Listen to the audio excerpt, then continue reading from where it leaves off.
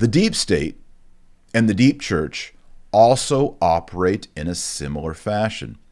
Both of them make use of a strongly hierarchical structure in which the democratic, and here he puts scare quotes on it, Viganò, in which the democratic component is practically absent.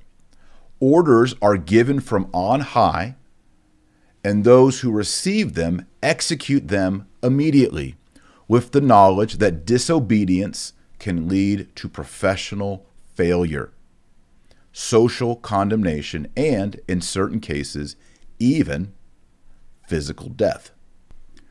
This obedience, says Viganò, comes from blackmail. I promote you, I give you power, I make you become rich and famous, but in exchange, you must do whatever I tell you to do.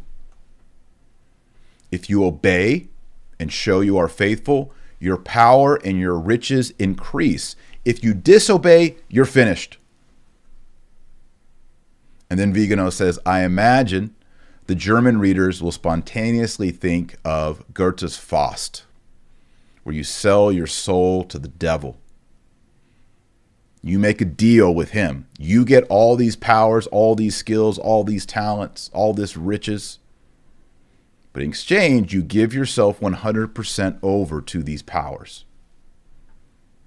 Viganò then says, the politicians who govern nations today are all, with rare exceptions, part of the deep state. If not, they would not be where they are. Let's think about the case of the American presidential election since November 3rd. Since President Trump was not considered to be aligned with the prevailing thought, it was decided to oust him with an electoral fraud of unheard of proportions, says Viganò. Against the will of the people, the legal processes underway in the United States are confirming the fraud and irregularity, and in the coming months, I believe that other proofs of the scam will emerge, which coincidentally brought a Democratic progressive Catholic to the White House who is perfectly aligned with the agenda of the Great Reset, says Viganò. On closer inspection, the resignation of Benedict XVI and the election of Jorge Maria Bergoglio seem to respond to the same dynamics and to have been orchestrated by the same power lobby. In other words, those who have the same message, human fraternity, ecumenism, religious indifferentism, Catholicism not as the one true religion, but as one of many in a Luby's cafeteria setting. And then he's asked, what do you think can be done to avoid this development of a tyranny of Satan, which he calls a tyranny of Satan? He says, we cannot allow through the boogeyman of a pandemic created by a committee nations to be prostrated by an induced economic and social crisis, nor that the population be subject to the limitations of liberty and violation of the law and common sense itself.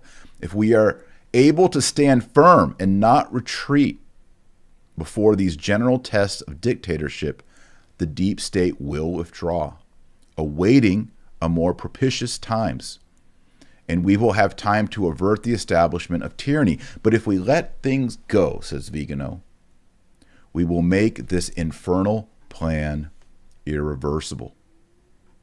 He says, let us not forget, as Catholics, we Catholics have a very great responsibility, both towards our pastors as well as towards those who govern us. Our obedience can and must cease in the moment in which we are asked to obey sinful laws or laws contrary to the unchanging magisterium of the church. Pause. Notice that Viganò didn't say living magisterium, like it's always growing and evolving. No, the unchanging magisterium of the church. Viganò closes up and says, if our opposition is firm and courageous, like the time of the martyrs, we will have done our part to obtain from heaven those graces which can change the lot of humanity and delay the persecution of the end times. Let us pray, therefore, says Viganò. Let us pray with faith to the most holy Virgin, Queen of victories and help of Christians, that she may be our general in this epochal battle.